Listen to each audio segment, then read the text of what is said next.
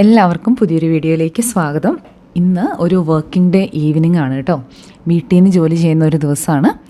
നമുക്ക് പ്രത്യേകിച്ച് ജോലിയും കൂടിയുള്ള അമ്മമാരാണെങ്കിൽ നമുക്ക് പലർക്കും ഉള്ളൊരു കംപ്ലയിൻ്റാണ്, വൈകുന്നേരങ്ങൾ തീർന്നു പോകുന്നത് എങ്ങനെയാണെന്ന് അറിയില്ല അല്ലേ. നമുക്ക് എങ്ങനെയെങ്കിലും ഒന്ന് ഒരു 10, 10:30, 11 ആകുമ്പോഴത്തേക്കും ഒരു തരത്തിലാണ് നമ്മൾ ജോലികളൊക്കെ തീർത്തൊന്ന് കടക്കാൻ പറ്റുന്നത്. അങ്ങനെ മൺഡേ ടു ഫ്രൈഡേ ജോലി ചെയ്യുന്നവരാണെങ്കിൽ ആ ഒരു വർക്കിംഗ് ഡേയ്സ് എന്ന് പറയുന്നത് ശരിക്കും പറഞ്ഞാൽ ഒരു തരത്തിലുള്ള എൻജോയ്മെൻറ്റോ റിലാക്സേഷനോ ഒന്നും ഇല്ലാത്ത രീതിയിൽ ജീവിച്ച് തീർക്കുന്ന ഒരുപാട് പേരുണ്ട്. നമുക്കൊരു അരമണിക്കൂർ അല്ലെങ്കിൽ 1 മണിക്കൂറെങ്കിലും നമുക്കൊന്ന് റിലാക്സ്ഡ് ആയിട്ട് നമ്മുടെ ദിവസം ഒന്ന് വൈൻഡപ്പ് ചെയ്യാനായിട്ട് നമുക്ക് എങ്ങനെ ട്രൈ ചെയ്യാം, അതിന് വേണ്ട കുറച്ച് കാര്യങ്ങളും അതുപോലെ ഈവനിങ് കിച്ചൺ ക്ലീനിങ്ങും അങ്ങനത്തെ ഒരു വീഡിയോ ആണ്. അപ്പോൾ നമുക്ക് വീഡിയോയിലോട്ട് പോവാം. വൈകുന്നേരം ഇന്നൊരു 5:30 ആയി ലോഗ് ഓഫ് ചെയ്യാനായിട്ട്. 5:30 ആകുമ്പോഴത്തേക്ക് അത്യാവശ്യം നല്ലൊരു രാത്രി ആയതുപോലെയാണ്. വർക്ക് കഴിഞ്ഞ് ഞാൻ നേരെ കിച്ചണിലോട്ടല്ല, ഞാൻ എല്ലാ ദിവസവും ഒരു 7,000 to 8,000 സ്റ്റെപ്സ് ഹിറ്റ് ചെയ്യാനായിട്ട് ട്രൈ ചെയ്യും. നമ്മളൊരു 5,000 ഒക്കെ ആയിട്ടുള്ളൂ. അപ്പോൾ ഞാനൊരു 10-15 മിനിറ്റ് നടന്നാൽ നമുക്കൊരു 2,000 സ്റ്റെപ്സ് ഒക്കെ ആവും.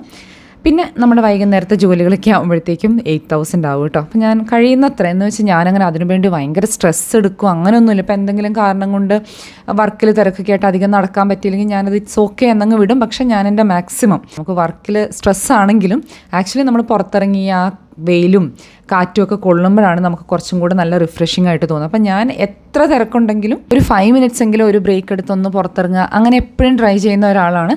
എൻ്റെ ഒരു പേഴ്സണൽ എക്സ്പീരിയൻസിൽ ഇത്രയും നല്ലൊരു കാര്യം നമുക്ക് വേണ്ടി ചെയ്യാൻ പറ്റുന്ന ഏറ്റവും സിമ്പിളായിട്ടുള്ള ഏറ്റവും നല്ലൊരു കാര്യമാണ് നമ്മളിങ്ങനത്തെ ചെറിയ ചെറിയ ഒരു മൂവ്മെൻറ്റ്സ് എന്ന് പറയുന്നത്. അത് കഴിയുന്നത്ര നമ്മളൊന്ന് പുറത്തിറങ്ങുക എന്നുള്ളത്. ഇവിടെ ഇപ്പോൾ വിൻ്ററൊക്കെ ആകുമ്പം നമുക്ക് ബുദ്ധിമുട്ടാണ്, എന്നാലും നമുക്കിപ്പോൾ നമ്മുടെ ഈ ഒരു റെസിഡൻഷ്യൽ ഏരിയയിൽ തന്നെ നമുക്ക് നടക്കാം.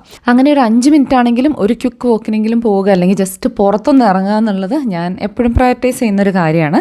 അപ്പം അങ്ങനെ ഞാനൊരു 15 മിനിറ്റൊക്കെ നടന്നു കാണും കേട്ടോ. അതൊക്കെ കഴിഞ്ഞ് കിച്ചണിൽ വന്നിട്ട് അപ്പോൾ ഞാൻ വിചാരിച്ചു ആദ്യം തന്നെ കിച്ചണൊക്കെ ഒന്ന് ഒതുക്കി വൃത്തിയാക്കാമെന്ന്. അപ്പോൾ വൈകുന്നേരത്തെ ഈ ഒരു കിച്ചൺ പരിപാടികളുണ്ടല്ലോ, അതെപ്പോഴും സ്റ്റാർട്ട് ചെയ്യുന്നത് ഈ ഒരു കിച്ചൺ ക്ലീനിങ്ങിലാണ്. ഞാൻ ക്ലീൻ ചെയ്തിട്ടാണ് എൻ്റെ ഒരു കുക്കിംഗ് തുടങ്ങുക. അപ്പം നമുക്ക് പിന്നെ കുറച്ച് കാര്യങ്ങളാണ് കുക്കിംഗ് ഒക്കെ കഴിഞ്ഞിട്ട് ചെയ്യാനുണ്ടാവുള്ളൂ. പിന്നെ എല്ലാം ഇങ്ങനെ അലങ്കോലമായി കിടക്കുമ്പോൾ നമുക്ക് തന്നെ ഒരു സ്റ്റേഷൻ കിട്ടില്ലല്ലോ. അപ്പോൾ നമ്മളെല്ലാം ഒന്ന് ഒതുക്കി വൃത്തിയാക്കി വെച്ചാൽ ബാക്കിയുള്ള കാര്യങ്ങൾ ചെയ്യാനായിട്ട് കുറച്ചും കൂടി എളുപ്പമാവും. നമുക്ക് ഈ വൈകുന്നേരത്തെ റഷ് ഒഴിവാക്കാൻ, വൈകുന്നേരം ആണെങ്കിലും രാവിലെ ആണെങ്കിലും, അതായത് നമ്മുടെ വർക്കിംഗ് ഡേയ്സിൽ റഷ് ഒഴിവാക്കാൻ ഏറ്റവും ഹെൽപ്പ് ചെയ്യുന്ന കാര്യം എന്ന് പറയുന്നത് മീൽ പ്ലാനിങ് ആണ് കേട്ടോ. ഞാൻ എപ്പോഴും പറയുന്നൊരു കാര്യമാണ്, പക്ഷേ ചില കാര്യങ്ങൾ അങ്ങനെയാണ്. നമ്മളൊരു മാജിക് ഒന്നുമില്ല നമുക്കിതെല്ലാം റെഡിയാക്കാൻ വേണ്ടിയിട്ട് അല്ലേ. നമ്മൾ സിസ്റ്റമാറ്റിക്കായിട്ട് ഓരോ കാര്യങ്ങൾ ചെയ്യുമ്പോഴാണ് നമുക്ക് റിസൾട്ട് കിട്ടുക. അപ്പോൾ ഏറ്റവും ഇമ്പോർട്ടൻ്റ് ആയിട്ടുള്ളൊരു കാര്യം നിങ്ങളൊരു വീക്കിലോട്ടുള്ള മീലൊന്ന് പ്ലാൻ ചെയ്യുക എന്നുള്ളതാണ്. ഇതൊരു ടിഷ്യൂ ബോക്സാണ്. ഇത് ഞാൻ ടിമുവിൽ നിന്ന് കുറേ നാൾ മുമ്പ് മേടിച്ചതാണ്. എനിക്കിത് നല്ല യൂസ്ഫുൾ ആയിട്ട് തോന്നാറുണ്ട്. ഇതൊരു പ്ലാസ്റ്റിക് പോലത്തെ മെറ്റീരിയലാണ്, പക്ഷേ ഇതിൻ്റെ ബോക്സായിട്ട് ഇത് കയറുന്ന അത്രയും വലുപ്പമില്ല. അപ്പോൾ ഞാനതുകൊണ്ട് അതിൽ നിന്ന് കുറച്ച് ഒരു പകുതി ടിഷ്യൂ എടുത്തിട്ട് അതങ്ങനെ ഫില്ല് ചെയ്ത് വെക്കും. പ്രത്യേകിച്ച് നമ്മൾ വാഷ്റൂമിലൊക്കെ വെക്കാനായിട്ട് ഒത്തിരി നല്ലതാണ്. അങ്ങനെ നനഞ്ഞാലും കുഴപ്പമൊന്നുമില്ല. നമുക്ക് ടിഷ്യൂ ബോക്സായിട്ട് വെക്കുമ്പോൾ അതങ്ങനെ നനഞ്ഞു പോകത്തില്ലേ. ഇതാകുമ്പോൾ അങ്ങനത്തെ പ്രശ്നമൊന്നുമില്ലാതെ നല്ല ക്ലീൻ ആയിട്ടിരിക്കും. അതുപോലെ നമ്മളൊരു ബേസിക് ക്ലീനിങ് റൂട്ടീൻ സെറ്റപ്പ് ചെയ്യുക എന്നുള്ളതാണ്. എന്നും ചെയ്യുന്ന കാര്യങ്ങൾ, വീക്ക്ലി ചെയ്യുന്ന കാര്യങ്ങൾ, മന്ത്ലി ചെയ്യുന്ന കാര്യങ്ങൾ, അങ്ങനെ. വീക്ക്ലി എന്ന് പറയുമ്പോൾ ഞാനങ്ങനെ കറക്റ്റ് എവറി വീക്ക് അങ്ങനെയല്ല, ഒരു 5 to 10 ഡേയ്സ് കൂടുമ്പോൾ ചെയ്യുന്നത്, അല്ലെങ്കിൽ ഒരു 1.5 മാസം കൂടുമ്പോൾ ചെയ്യുന്നത്, അങ്ങനെ. അതുപോലെ നമുക്കുള്ള സൗകര്യങ്ങൾ നല്ല രീതിയിൽ യൂസ് ചെയ്യുക. അപ്പോൾ ഡിഷ് വാഷറൊക്കെ ആണെങ്കിലും ഞാൻ കുറച്ച് തിരക്കുള്ള ദിവസം അല്ലെങ്കിൽ കുറച്ചധികം പാത്രങ്ങളുണ്ടെങ്കിൽ ഞാനത് 2 പ്രാവശ്യം റൺ ചെയ്യും. ഇത് ഇപ്പോൾ വരുന്ന ഡിഷ് വാഷറൊക്കെ നല്ല എഫിഷ്യൻ്റാണ്. ഇതിന് 11 ലിറ്റർ വാട്ടർ മതി ഒരു സൈക്കിൾ റൺ ചെയ്യാൻ വേണ്ടിയിട്ട്. അപ്പോൾ ഞാനത് നോക്കുമ്പോൾ അത് വളരെ എഫിഷ്യൻറ്റുമാണ്.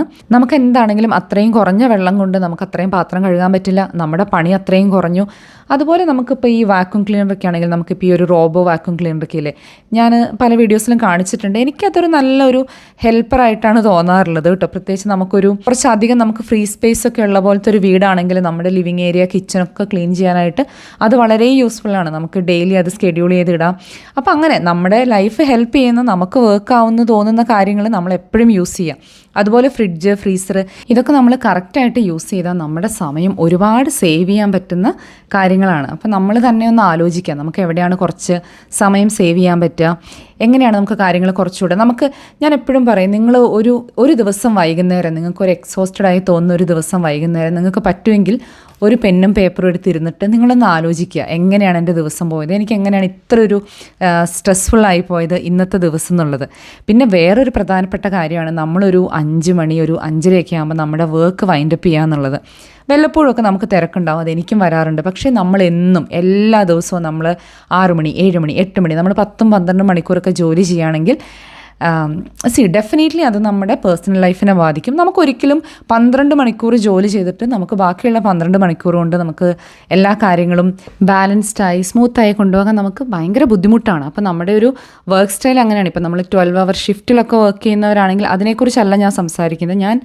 നമ്മൾ പ്രത്യേകിച്ച് IT-ലൊക്കെ ഉള്ളവർ നമ്മൾ 8 to 9 അവേഴ്സാണ് ശരിക്കും നമ്മുടെ ഒരു വർക്ക് അവേഴ്സ് എന്ന് പറയുന്നത്. പക്ഷേ ഒരുപാട് പേര് 10-12 മണിക്കൂറൊക്കെ വർക്ക് ചെയ്യുന്നതാണ്. അപ്പോൾ നിങ്ങൾ ഒന്ന് ആലോചിക്കുക. എനിക്കറിയില്ല നിങ്ങളുടെ ലൈഫിലെ പേർപ്പസും ലക്ഷ്യങ്ങളും എന്താണെന്നൊന്നും എനിക്കറിയില്ല. പക്ഷേ ഇതാണോ നിങ്ങൾക്കിപ്പോൾ ചെയ്യാൻ പറ്റുന്ന ഏറ്റവും റൈറ്റ് ആയിട്ടുള്ള കാര്യം, അല്ലെങ്കിൽ നിങ്ങൾ ഈ എക്സ്ട്രാ വർക്ക് ചെയ്യുന്നതാണോ നിങ്ങളുടെ പേഴ്സണൽ ആൻഡ് പ്രൊഫഷണൽ ലൈഫിന് ഏറ്റവും വാല്യൂ ആഡ് എന്ന് നിങ്ങൾ തന്നെ ആലോചിക്കുക. ആൻഡ് അതിൻ്റെ ഉത്തരം എസ് എന്നാണെങ്കിൽ അത് കണ്ടിന്യൂ ചെയ്യുക. അല്ലാന്നുണ്ടെങ്കിൽ നിങ്ങൾക്ക് എങ്ങനെ നിങ്ങളുടെ വർക്ക് ആ ഒരു 8 to 9 അവേഴ്സിൽ വൈൻഡപ്പ് ചെയ്യാമെന്ന് നിങ്ങൾ തന്നെ ഒന്ന് ആലോചിക്കുക.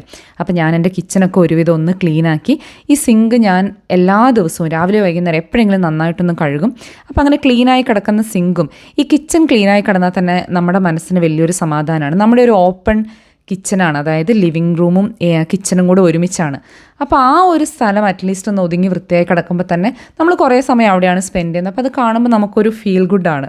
അപ്പം ഞാനങ്ങനെ ക്ലീനിങ് ഒക്കെ കഴിഞ്ഞിട്ട് ഇന്ന് വളരെ സിമ്പിളായിട്ടുള്ള ഒരു ഡിന്നറാണ്. മിക്കവാറും ദിവസങ്ങളിലും വളരെ സിമ്പിളാണ് കേട്ടോ.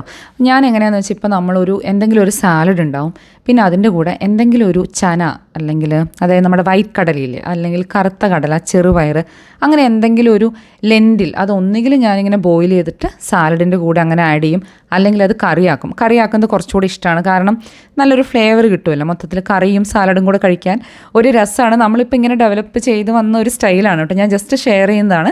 നിങ്ങൾക്ക് നിങ്ങളുടെ ഇഷ്ടത്തിനനുസരിച്ച് അതിൽ മാറ്റങ്ങൾ വരുത്താം. നമ്മളെപ്പോഴും കുറഞ്ഞു പോകുന്ന ഒരു കാര്യമാണ് ഈ ഒരു വെജിറ്റബിൾ ഇൻടേക്ക് എന്ന് പറയുന്നത്. മിക്കവാറും സാലഡ് ഉണ്ടെങ്കിൽ ഒരു കപ്പ് ഓഫ് വെജീസ് ആ വഴിയിൽ നമ്മൾ കഴിക്കുമല്ലോ. പിന്നെ വെജീസ് എന്ന് പറയുമ്പോൾ എപ്പോഴും ഈ സാലഡ് എന്നൊന്നും വിചാരിക്കേണ്ട കാര്യമില്ല. നമ്മൾ ചോറിൻ്റെ കൂടെ ഉണ്ടാക്കുന്ന തോരനൊക്കെ നല്ല ഓപ്ഷൻസാണ്. അപ്പോൾ തോരനൊക്കെ ബാക്കിയുണ്ടെങ്കിൽ ഞാൻ അതൊക്കെ ഈ ഡിന്നറിൻ്റെ കൂടെ അങ്ങനെ കഴിക്കാറുണ്ട്. ഇത് റെഡി ടു ഈറ്റ് അല്ലെങ്കിൽ കുക്ക് ബേബി സ്പിനച്ചാണ്. ഇങ്ങനത്തെ സാലഡ് പാക്കറ്റ്സ് മേടിക്കുന്നത് ഭയങ്കര സൗകര്യമാണ്. കാരണം നമുക്ക് ചുമ്മാ അങ്ങെടുത്ത് യൂസ് ചെയ്യാം. അതുപോലെ ഈ ലെറ്റ്യൂസ് ഇല്ലേ, നമ്മളിങ്ങനെ ഒരു ടിഷ്യൂ പേപ്പറിൽ കവർ ചെയ്തിട്ട് ഒരു പ്ലാസ്റ്റിക് ബാഗിൽ സ്റ്റോർ ചെയ്യാം. ഓരോ പ്രാവശ്യം ലെറ്റ്യൂസ് യൂസ് ചെയ്യുമ്പോഴും ഞാൻ ഈ പ്ലാസ്റ്റിക് ബാഗ് തിരിച്ചു മറിച്ചു വിടും. അതായത് ഇപ്പോഴത്തെ ഉൾഭാഗമായിരിക്കും ഇനി ഞാനിത് വെക്കുമ്പോൾ പുറം ഭാഗമാകുന്നത്. നല്ല ഡ്രൈ ആയിട്ടുള്ള ബാഗിൽ തന്നെ നമുക്ക് ഓരോ പ്രാവശ്യവും സ്റ്റോർ ചെയ്യാൻ പറ്റും. നിങ്ങൾക്ക് ഞാൻ പറഞ്ഞത് മനസ്സിലായി എന്ന് വിചാരിക്കുന്നു. ആ ടിഷ്യൂ പേപ്പർ കുറച്ച് വെറ്റായതുകൊണ്ട് ഞാൻ പുതിയൊരു ടിഷ്യൂ ആണ് യൂസ് ചെയ്യുന്നത് കേട്ടോ. നമ്മളിങ്ങനെ സ്റ്റോർ ചെയ്ത് കഴിഞ്ഞാൽ ശരിക്കും ഒരു 3 ആഴ്ച വരെയൊക്കെ ഒരു കുഴപ്പമില്ലാതെ ഇതിരിക്കും, ഒരു പ്രശ്നമില്ല. എന്ന് വെച്ചാൽ നല്ല ക്രഞ്ചി ആയിട്ട് തന്നെ ഇരിക്കും. ഞാൻ കട്ട് ചെയ്തുകൊണ്ടാണ് ചെറുതായിട്ട് അവിടെ കളർ മാറിയിരിക്കുന്നത്. പക്ഷേ ഇത് ലെറ്റ്യൂസ് സ്റ്റോർ ചെയ്യാൻ ഏറ്റവും നല്ലൊരു മെത്തേഡായിട്ട് എനിക്ക് തോന്നുന്നത്. ഞാൻ സാലഡിന് വേണ്ടിയിട്ട് കുറച്ച് ബേബി സ്പിനച്ച്, ലെറ്റ്യൂസ്, ക്യുക്കുംബർ, പിന്നെ കുറച്ച് ക്യാപ്സിക്കം, കുറച്ചുള്ളി ചെറിയൊരു ഫ്ലേവറിന്, പിന്നെ നമ്മൾ കുറച്ച് ഗ്രേപ്സ് ആഡ് ചെയ്യുന്നുണ്ട്. ഗ്രീൻ ഗ്രേപ്സ് ആണെങ്കിൽ ഒന്നുകൂടെ നല്ലതാണ്. ഇത് ഫ്രൂട്ട്സും വെജീസും കൂടെ ഇട്ടിട്ടുള്ള ഒരു സാലഡാണ് കേട്ടോ. നിങ്ങൾ ട്രൈ ചെയ്തിട്ടില്ലെങ്കിൽ ഡെഫിനറ്റ്ലി ട്രൈ ചെയ്യണം. നല്ല രസമാണ്, പിള്ളേർക്കൊക്കെ ആണെങ്കിലും ഇഷ്ടപ്പെടും. പിന്നെ ഞാൻ കുറച്ച് പെയർ എടുക്കുന്നുണ്ട്. ഇവിടെ ഇപ്പോൾ ഇതിൻ്റെ സീസൺ, അതുകൊണ്ട് നല്ല ക്രഞ്ചി സ്വീറ്റ് ആയിട്ടുള്ള പെയറൊക്കെ കിട്ടും. അപ്പോൾ ഞാനൊരു ഹാഫ് പെയർ ഇതുപോലെ നമുക്ക് ഇഷ്ടമുള്ള പോലെ നമുക്ക് കട്ട് ചെയ്തെടുക്കാം. വളരെ എളുപ്പത്തിലുള്ള ഒരു സാലഡ് ഡ്രസ്സിംഗ് ആണ്. ഞാനതിന് വേണ്ടിയിട്ട് കുറച്ച് ഒലീവ് ഓയിൽ, നമ്മളെപ്പോഴും കുറച്ച് ഓയിൽ ആഡ് ചെയ്യുന്നത് നല്ലതാണ്. നമ്മുടെ വെജീസിലുള്ള വൈറ്റമിൻസൊക്കെ അബ്സോർബ് ചെയ്യാനായിട്ട് അത് ഹെൽപ്പ് ചെയ്യും. ഞാനൊരു 1 ടേബിൾ സ്പൂണോളം ഓയിൽ ആഡ് ചെയ്യുന്നുണ്ട്. പിന്നെ കുറച്ച് ഹണി, അതുപോലെ കുറച്ച് ആപ്പിൾ സിഡർ വിനെഗർ. ഈ വിനെഗറും നമ്മുടെ ഡൈജഷനൊക്കെ ഹെൽപ്പ് ചെയ്യുന്നൊരു സംഭവമാണ്. അതുപോലെ കുറച്ച് ചില്ലി ഫ്ലേക്സ്, കുറച്ച് ഉപ്പ്. ഇനി നമുക്ക് വേണമെങ്കിൽ കുറച്ച് ഗാർലിക്കും കൂടി ചെറുതായിട്ട് ചോപ്പ് ചെയ്തിടാം. ഞാൻ പിന്നെ ഇത് ഇടയ്ക്കിടയ്ക്ക് സാലഡ് ഡ്രസ്സിങ് ഉണ്ടാക്കുന്ന ഒരു ബോട്ടിലാണ്. അപ്പം ഇത് മാത്രമേ ഉള്ളെങ്കിൽ നമ്മളത് എപ്പോഴും വാഷ് ചെയ്യേണ്ട കാര്യമില്ല. ഇത് നന്നായിട്ട് മിക്സ് ചെയ്താൽ നമ്മുടെ സാലഡ് ഡ്രസ്സിങ് റെഡിയായി. നമുക്കിത് കുറച്ചധികം പ്രിപ്പയർ ചെയ്ത് സ്റ്റോർ ചെയ്ത് വെക്കാൻ വേണമെങ്കിൽ. പിന്നെ ഫെറ്റ ചീസ് എന്ന് പറഞ്ഞിട്ടൊരു സംഭവമുണ്ട്. ഞാനിത് ഫ്രീസറിൽ വെച്ചതായിരുന്നു. അപ്പോൾ ഇത് കുറച്ചധികം നാളായി, അതുകൊണ്ട് ഞാനിത് എടുക്കുന്നില്ല. ഫെറ്റ ചീസ് നല്ലൊരു ഫ്ലേവർ തരും, അതുപോലെ നല്ല ഫില്ലിങ്ങുമാണ്. ഞാൻ കുറച്ച് കുക്ക്ഡ് ചിക്ക് പീ കൂടെ ആഡ് ചെയ്യുന്നുണ്ട്. ഇത് ഞാൻ ക്യാനിൽ വരുന്ന സംഭവമില്ലേ, അതാണ് കേട്ടോ. അപ്പോൾ ഈ സാലഡൊക്കെ ഉണ്ടാക്കുമ്പോൾ ഇങ്ങനെ ക്യാനിൽ വരുന്ന ചിക്ക് പീസ് വളരെ വളരെ കൺവീനിയൻ്റ് ആണ്. ഇനി നമ്മൾ ഈ ഡ്രസ്സിങ്ങും കൂടെ ആഡ് ചെയ്തിട്ട് എല്ലാം കൂടെ നന്നായിട്ട് മിക്സ് ചെയ്തെടുക്കുക. ഇതിവിടെ പിള്ളേർക്കൊക്കെ ആണെങ്കിലും ഇങ്ങനെ ഉണ്ടാക്കി ഇഷ്ടമാണ്. കുറച്ച് ഫ്രൂട്ട്സൊക്കെ ഇട്ട് കഴിഞ്ഞാൽ അവരാണെങ്കിലും കഴിച്ചോളും. അപ്പോൾ ട്രൈ ചെയ്തിട്ടില്ലെങ്കിൽ ഡെഫിനറ്റ്ലി ട്രൈ ചെയ്യണം. നമുക്ക് സാലഡ് എന്ന് പറയുമ്പോൾ പൊതുവേ എല്ലാവർക്കും അങ്ങനെ വലിയ ഇഷ്ടം ഉണ്ടാവണമെന്നില്ല. അതുപോലെ നമുക്ക് ഷോപ്സിലൊക്കെ ആണെങ്കിലും ഒരുപാട് ഡ്രസ്സിങ്സ് മേടിക്കാൻ കിട്ടും. ഞാനങ്ങനെയൊന്നും മേടിക്കാറില്ല. അപ്പോൾ നമ്മൾ എന്തെങ്കിലുമൊക്കെ നമുക്ക് ഇഷ്ടപ്പെടുന്ന ഒരു ഡ്രസ്സിങ്ങൊക്കെ കണ്ടുപിടിച്ചാൽ നമുക്ക് സാലഡ് ഇങ്ങനെ കുറച്ചും കൂടെ ഇൻട്രസ്റ്റിംഗ് ആക്കാനായിട്ട് പറ്റും. പിന്നെ സാലഡ് തന്നെ കഴിക്കണമെന്ന് നമ്മളങ്ങനെ നിർബന്ധം പിടിക്കേണ്ട ആവശ്യമൊന്നുമില്ല. നമ്മൾ കുക്ക് ചെയ്തിട്ടുള്ള നല്ല വെജിറ്റബിൾസ് ആണെങ്കിലും അങ്ങനെ കഴിക്കുക. കഴിയുന്നത്ര വെജിറ്റബിൾസ് ഇൻക്ലൂഡ് ചെയ്യുക. ഇതിൻ്റെ കൂടെ ഇന്ന് ഓംലെറ്റ് ആണ്. അപ്പോൾ ഈ സാലഡിൽ ചിക്പിയൊക്കെ ഉള്ളതുകൊണ്ട് ഇത് അത്യാവശ്യം നല്ല ഫില്ലിംഗ് ആണ്. പിന്നെ നമ്മൾ കുറച്ച് നേരത്തെ ഒരു 7 മണിയൊക്കെ ആകുമ്പോൾ തന്നെ ഡിന്നർ കഴിക്കാനായിട്ട് നോക്കും. നമ്മുടെ ഡൈജഷനൊക്കെ നന്നായി ഹെൽപ്പ് ചെയ്യുന്ന ഒരു കാര്യമാണ് കുറച്ച് നേരത്തെ തന്നെ ഡിന്നർ കഴിക്കുക എന്നുള്ളത്. ഉറങ്ങുന്നതിനൊരു 3 മണിക്കൂറെങ്കിലും മുമ്പേ നമ്മൾ ഡിന്നർ കഴിച്ച് അവസാനിപ്പിക്കുക എന്നുള്ളത്. കുറച്ച് നേരത്തെ ഞങ്ങളിങ്ങനെ കട്ട്ലറ്റ് ചൂടാക്കി കഴിച്ചായിരുന്നു. അപ്പോൾ അതിങ്ങനെ എയർ ഫ്രയറിൽ വെച്ചിട്ട് ചൂടാക്കുക എന്നുണ്ടെങ്കിൽ അത് നല്ല ക്രിസ്പി ആയിട്ടിരിക്കും. നമ്മൾ മൈക്രോവേവ് ചെയ്യുമ്പോൾ അത് കുറച്ച് സോഗിയായി പോകത്തില്ലേ. അപ്പോൾ വൈകുന്നേരം അതും കഴിച്ചിട്ടുണ്ടായിരുന്നു. അപ്പോൾ ഇതൊക്കെയായിരുന്നു നമ്മുടെ ഡിന്നർ. പിള്ളേർ ഡിന്നറിന് വേണ്ടിയിട്ട് അവരിന്ന് ന്യൂഡിൽസ് അവർ തന്നെ ഉണ്ടാക്കിക്കോളാമെന്ന് പറഞ്ഞു. അവർ ഈ ന്യൂഡിൽസ് ഉണ്ടാക്കുന്ന കാണുമ്പോൾ എനിക്ക് സങ്കടം വരും. കാരണം പണ്ടൊക്കെ ഞാൻ ഈ ന്യൂഡിൽസ് ഉണ്ടാക്കുമ്പോൾ അതൊരു സംഭവമാണ്. നമ്മളൊരു സ്പെഷ്യൽ ഐറ്റം ആയിട്ടാണ് ഉണ്ടാക്കുക. വെജീസും എഗ്ഗും ഒക്കെ ആഡ് ചെയ്ത് അങ്ങനെ വിപുലമായ ഒരു സംഭവമാണ്. 2 മിനിറ്റ് ന്യൂഡിൽസ് എന്ന് പറഞ്ഞാലും നമ്മളത് ഉണ്ടാക്കി വരാനായിട്ട് കുറച്ച് സമയമെടുക്കും. അപ്പോൾ ഞാൻ ആദ്യമൊക്കെ ഇവരോട് ഇങ്ങനെ പറയും, അമ്മ നല്ല യമ്മിയാക്കി വെജീസും എഗ്ഗും ഒക്കെ ഇട്ടുണ്ടാക്കി തരാമെന്ന്. അപ്പോൾ അവർ സമ്മതിക്കില്ല. അവർ പറയും അവർക്കിങ്ങനെ വെറുതെ മതി എന്ന് പറഞ്ഞിട്ട്. അപ്പോൾ ഇന്ന് എന്താണെങ്കിലും ഞാനങ്ങനെ പറഞ്ഞപ്പോൾ അവർ പറഞ്ഞു ഓക്കെ അന്ന് അമ്മേൻ്റെ രീതിയിൽ ഉണ്ടാക്കാൻ പറഞ്ഞു. അപ്പോൾ അതുകൊണ്ട് ആ ഒരു സമയത്ത് ഞാൻ ആക്ച്വലി ഇതിൻ്റെ ഒറിജിനൽ പ്ലാൻ ഇല്ലായിരുന്നു. ഇല്ലെങ്കിൽ ഇത് ഞാൻ നേരത്തെ അങ്ങ് തീർത്തേനെ. ഞാൻ ന്യൂഡിൽസ് ഉണ്ടാക്കുമ്പോൾ അതിലോട്ട് കുറച്ചധികം വെജീസ് ഇങ്ങനെ ആഡ് ചെയ്യും. നമ്മൾ ഈ പാരൻസിനൊക്കെ എപ്പോഴുള്ളൊരു കംപ്ലയിൻ്റ് ആണല്ലേ ഈ മക്കൾസ് വെജീസ് കഴിക്കാത്തത്. എൻ്റെ ഒരു എക്സ്പീരിയൻസിൽ ഞാൻ ചെയ്തിരുന്നൊരു കാര്യം എന്ന് വെച്ചാൽ നമ്മളിവർ ചെറുപ്പത്തിൽ തന്നെ ചെറുതായിട്ട് ചോപ്പ് ചെയ്തിട്ട് കൊടുക്കുക. അപ്പോൾ അവർക്കിങ്ങനെ പെറുക്കി കളയാൻ പറ്റത്തില്ല. നമുക്കിവിടെ ചോപ്പറൊക്കെ കിട്ടത്തില്ലേ, അതിലൊക്കെ ഇട്ട് ചോപ്പ് ചെയ്തിട്ട് പിന്നെ കുറഞ്ഞ അളവിൽ ആഡ് ചെയ്യുക. നമ്മൾ ഒരുപാട് വെജീസ് ആഡ് ചെയ്യുമ്പോഴാണ് അവർക്കത് പെട്ടെന്നങ്ങ് ഇഷ്ടപ്പെടാതെ വരിക. അപ്പോൾ ചെറിയ അളവിൽ ആഡ് ചെയ്യുക. ഇപ്പോൾ ഇവരാണെങ്കിലും ആദ്യം ഞാൻ അങ്ങനെയായിരുന്നു കൊടുത്തുകൊണ്ടിരുന്നത്. ഇപ്പോൾ ഇവർ കുറച്ച് വലുതായി, അതുകൊണ്ട് ഇപ്പോൾ വലുതായിട്ടാണെങ്കിലും കുഴപ്പമില്ല, അവർ കഴിച്ചോളും. പക്ഷേ ഈ ചെറുപ്പത്തിൽ നമ്മൾ വളരെ ചെറുതായിട്ട് അങ്ങനെ കൊടുക്കുന്നത് ചിലപ്പോൾ ഹെൽപ്പ് ചെയ്യുമായിരിക്കും. അങ്ങനെ ട്രൈ ചെയ്ത് നോക്കുക. അപ്പം ഞാൻ ഇവർക്കിപ്പം വെജീസ് അങ്ങനെ വലിയ കുഴപ്പമില്ല, ഒരുവിധം വെജീസൊക്കെ അങ്ങനെ കഴിച്ചോളും. അപ്പം ഞാൻ എന്തൊക്കെയാണോ ഉള്ളത് അതൊക്കെ ഇട്ടു. ഞാൻ ക്യാരറ്റ്, ക്യാപ്സിക്കം, അതുപോലെ കുറച്ച് ഉള്ളി ഇതൊക്കെ ഇട്ടിട്ട് ഒന്ന് വഴറ്റിയെടുത്തു. പിന്നെ ഇതിലോട്ട് കുറച്ച് പെപ്പർ ആഡ് ചെയ്തു. അല്ലാതെ വേറെ മസാലകളൊന്നുമില്ല. നമ്മൾ ന്യൂഡിൽസ് കുക്ക് ചെയ്യുമ്പോൾ അതിൻ്റെ കൂടെ എന്തെങ്കിലും ഒരു മസാല വരുമല്ലോ, അതിട്ടിട്ട് കുക്ക് ചെയ്യും. ഇനി ഇതിലോട്ടൊരു 2 മുട്ട പൊട്ടിച്ചൊഴിക്കും. അതൊന്ന് നന്നായിട്ട് സ്ക്രാമ്പിൾ ചെയ്തെടുക്കും. അത് കഴിയുമ്പം നമ്മൾ കുക്ക് ചെയ്ത് വെച്ച ന്യൂഡിൽസ് ഇതിലോട്ട് ആഡ് ചെയ്യും. ന്യൂഡിൽസ് കുക്ക് ചെയ്യുമ്പം ആവശ്യത്തിന് വെള്ളത്തിൽ കുക്ക് ചെയ്യും. അല്ലാതെ കുക്ക് ചെയ്യുന്ന വെള്ളം പിന്നെ ഞാൻ സ്ട്രെയിൻ ചെയ്ത് അങ്ങനെ മാറ്റാറില്ല. ഇനി നമ്മുടെ റെഡിയായ ന്യൂഡിൽസ് ഈ മസാലയിലോട്ട് ആഡ് ചെയ്യുന്നു. എല്ലാം കൂടെ മിക്സ് ചെയ്യുന്നു. വളരെ സിമ്പിളാണ്. സത്യം പറഞ്ഞാൽ ഇത് നമ്മുടെ ഒരു ഫേവറേറ്റ് ന്യൂഡിൽസ് ആയിരുന്നു. കുറേ കാലം മുന്നേ എനിക്ക് തോന്നുന്നു എല്ലാ വീക്കും തന്നെ ഉണ്ടാക്കുമായിരുന്നു. ഇതൊരു ഭയങ്കര ഇഷ്ടമായിരുന്നു. ഇപ്പം മക്കൾസ് ഇങ്ങനെ ഇടയ്ക്ക് ഉണ്ടാക്കി കഴിക്കും കേട്ടോ. എങ്ങനെയാണെന്ന് വെച്ചാൽ അവർ ചുമ്മാ ന്യൂഡിൽസ് മാത്രം കുക്ക് ചെയ്തിട്ട് അങ്ങനെ കഴിക്കും. വെജീസ് ഒന്നും ആഡ് ചെയ്യുന്ന പരിപാടിയില്ല. ഞങ്ങൾ ഈ ന്യൂഡിൽസ് അങ്ങനെ കഴിക്കുന്നത് വളരെ അപൂർവമാണ് കേട്ടോ. അപ്പോൾ ഇതാണ് നമ്മുടെ ന്യൂഡിൽസ്. ഞാൻ ചുമ്മാ ഷെയർ ചെയ്തതാണ്. ഇവർക്കിങ്ങനെ ഉണ്ടാക്കി കൊടുത്തിട്ട് അവർക്കും നല്ല ഇഷ്ടപ്പെട്ടു. കുറേ നാൾ കൂടി അങ്ങനെ കഴിക്കുന്നതുകൊണ്ടായിരിക്കും അവർ പറഞ്ഞു ഇനിയിപ്പം ഇങ്ങനെ ഉണ്ടാക്കി തന്നാൽ മതി എന്നൊക്കെ പറഞ്ഞു.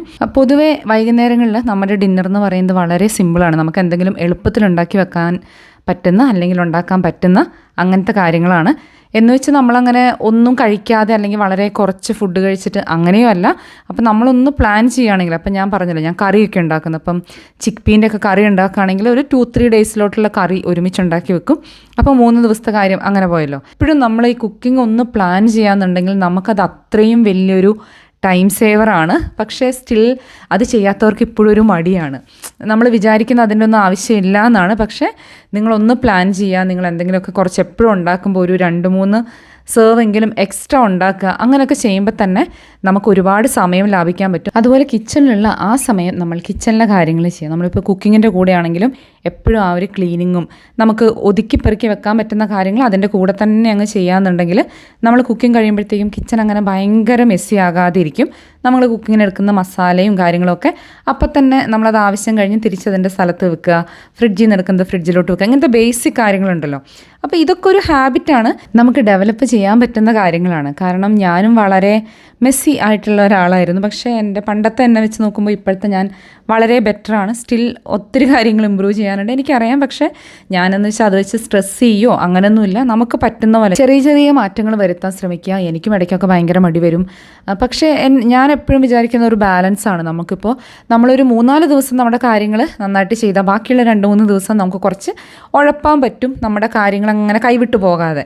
ഞാൻ എപ്പോഴും ശ്രദ്ധിക്കുന്ന അല്ലെങ്കിൽ പ്രയോറിറ്റൈസ് ചെയ്യുന്നൊരു കാര്യം എന്ന് വെച്ചാൽ ഞാൻ തന്നെ ഫിസിക്കലി ആണെങ്കിലും മെൻ്റലി ആണെങ്കിലും ഒരു എക്സോസ്റ്റഡ് ആയി പോകാതിരിക്കുക. എനിക്ക് വർക്കും പേഴ്സണൽ ലൈഫും തമ്മിൽ നല്ല കണക്ഷൻ തോന്നാറുണ്ട്.